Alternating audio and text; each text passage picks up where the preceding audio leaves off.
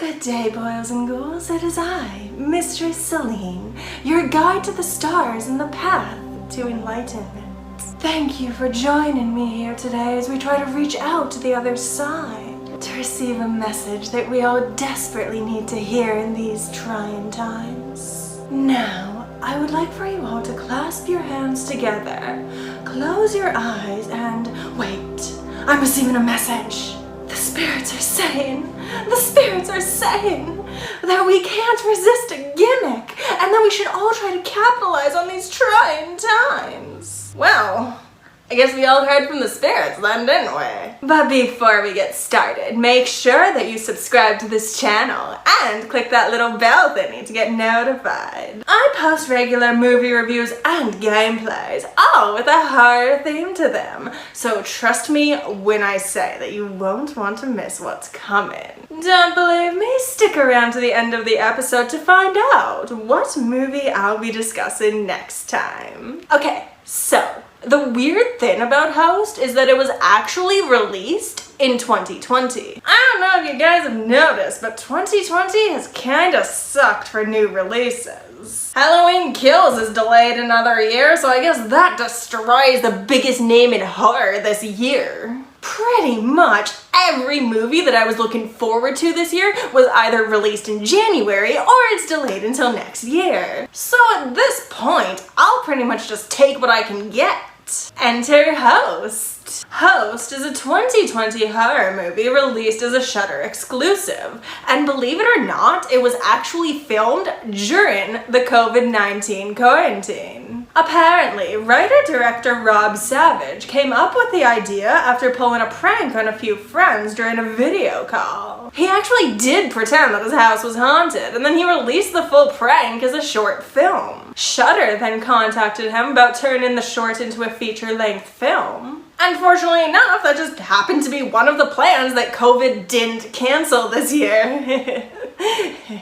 Each of the individual actors had to film using their own cameras, lighting, and stunts. Rob Savage even directed them remotely so that they could keep up quarantine protocol. And upon the movie's release, I've been seeing some critics refer to it as the scariest movie of the year. But now that I've seen it, will I be kind enough to allow it to keep that reputation? I guess we'll have to see. So the movie follows a group of friends, all meeting for a video chat.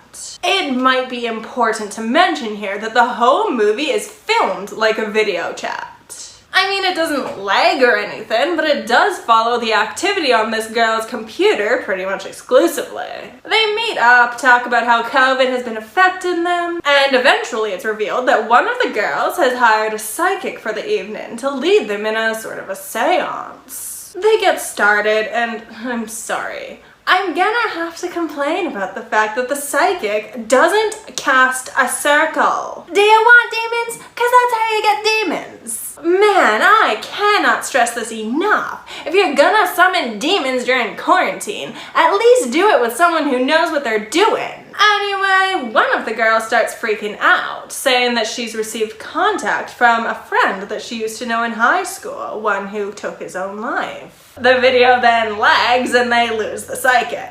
At which point, it's revealed that she never actually knew this guy in high school and that she was just fucking with them. And of course it's at this point that shit gets real. Apparently, ghosts don't appreciate being faked, and if you do that, then they will haunt your ass for real. One by one, each of these people die until we literally have no one left. And that's the whole plot here. No backstory on that ghost or...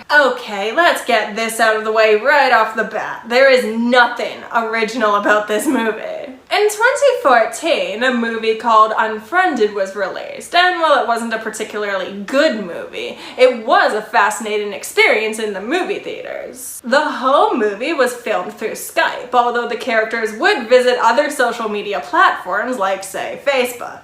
It followed this group of teenagers who had bullied this girl to the point of suicide, and now her ghost has come back to seek revenge. My biggest problem with Unfriended was that it seemed very shallow, considering they were literally getting killed off by ghosts in the most horrific ways possible, and yet they still couldn't get over their petty drama. Who did that?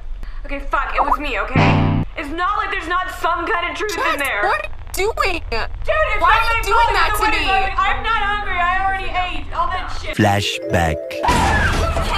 Ken? But I did like the premise, bringing social media to the horror world in this way. I do feel like the horror industry has had a very hard time adapting to the times. Cell phones in particular get kinda difficult to explain when you're being hunted by one slasher, and so the horror industry is forced to make one of two choices. Either incapacitate cell phones in any way possible so that they just can't call 911.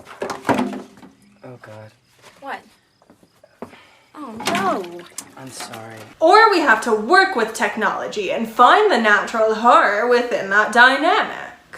7 days. This is something that I think the series Black Mirror has done very well, mixing technology and horror in a very sci-fi kind of way. But technology is all about connecting to people, and horror is all about being isolated. So how do we merge the two? But technology is all about being connected, and horror is all about being isolated. So if you're gonna weave it into the story, you kinda need to get creative with it. Video chats are very useful for this, because as much as you're connected, you're still alone in your house while you're talking. So can I really blame Host for ripping off this little known horror movie?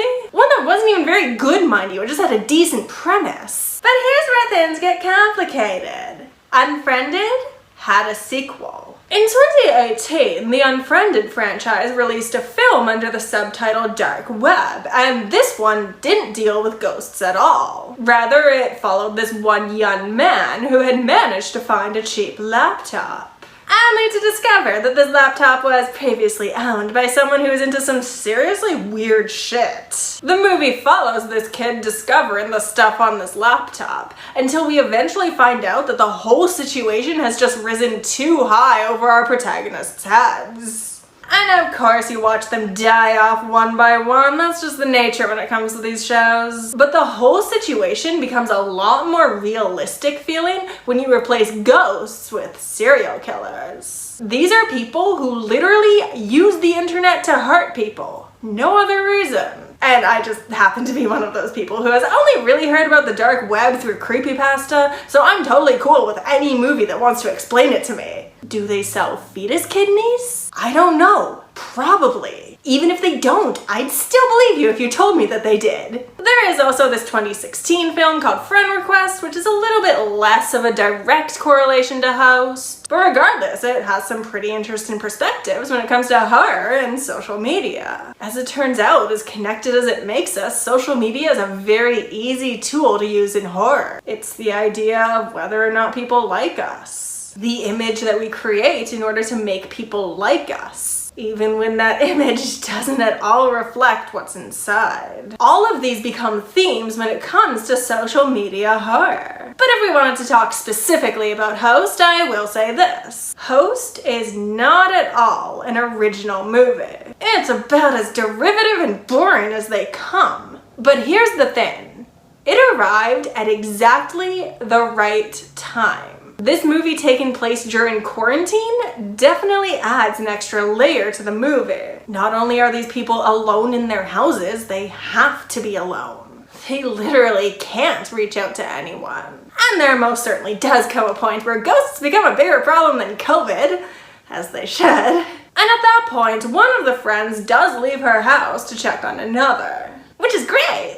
If it wasn't for the fact that her leaving the video chat means that another friend tunes in some other guy, because if she didn't, then the movie would get really boring just watching her freak out of a ghost all alone for a long time. But anyway, it's only after she tunes him back into the video chat that he dies, which seems to imply that the ghost is haunting the video chat and not any particular people. And if they exit this chat, then they really do have the best chances for survival. You know, considering that 2 people left the video chat and when they return, they're just fine. The guy barely even seems to know that there's a haunting going on. It's weird. Seriously, it wasn't until they reminded this guy that there were ghosts that he was suddenly killed by ghosts. See, this is why Unfriended is better than Host. Yeah, I just said that. Fight me. Unfriended at least goes out of its way to explain the rules of its own universe. We know who the ghost is. We know how she died. And we know why these people are responsible and why she wants revenge. Great! But here, we literally gain no clue as to why these girls are being haunted. Besides the fact that that one girl just made up a ghost. There are several clues afterwards that lead me to believe that this girl actually conjured the ghost into existence. Either by contacting the right demon or putting out the right energy. But end of day, Unfriended, as cliche as it was, at least put more work into its backstory than Host did. The only thing that really makes this movie is how simultaneously connected and distanced these girls are through this attack.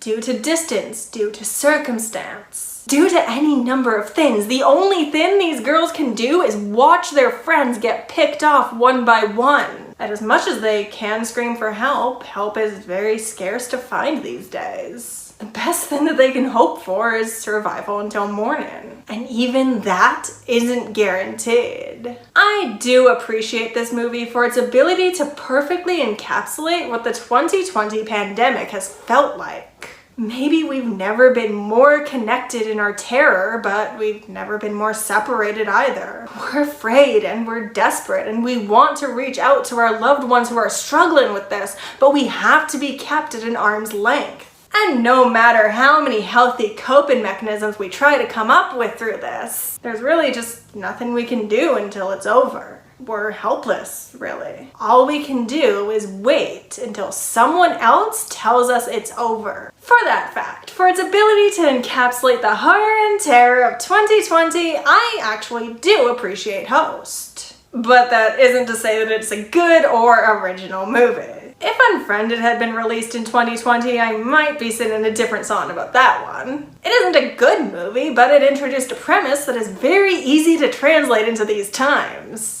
But if you wanted the ultimate scary COVID movie, I'd probably recommend Unfriended Dark Web. No, it doesn't have anything to do with COVID, it's just a very good video chat movie with a creepy and realistic premise. I'd recommend it anytime. But as far as Host goes, well, I wouldn't not recommend it, if only because it is a more blatant comment on COVID than something like Unfriended Dark Web. But regardless, as easy a sit as this is, it just wasn't good enough for me to recommend it. Especially when it's derivative of better movies. All in all, I'd probably give this one, well, 4 webcams out of 10. Don't forget to subscribe to this channel and click that little bell thingy to get notified, because next time we're going back to school with the class of 1984. Simply cannot afford to fail this class. Now what is the answer? And trust me when I say that you won't want to miss it. Give this video a like if you enjoyed it, and while you're down there, why don't you leave me a comment? Let me know if there are any other good social media horror movies out there that I might have missed. Thank you so much for watching, my pets, and I will see you next time. Love you.